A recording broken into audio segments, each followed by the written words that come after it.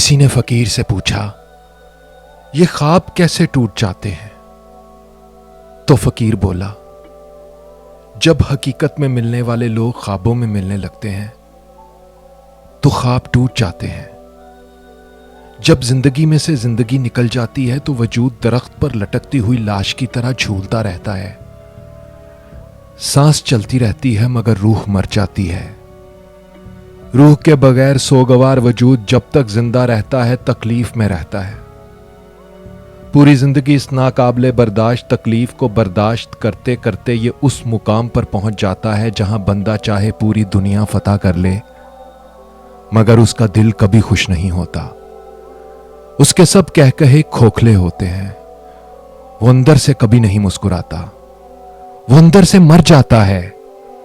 और ये अंदर से मरे हुए लोग जो बाहर से हमें जिंदा नजर आते हैं, ये सारी जिंदगी जिंदगी के पर्दे पर अपने जिंदा होने की अदाकारी करते रहते हैं।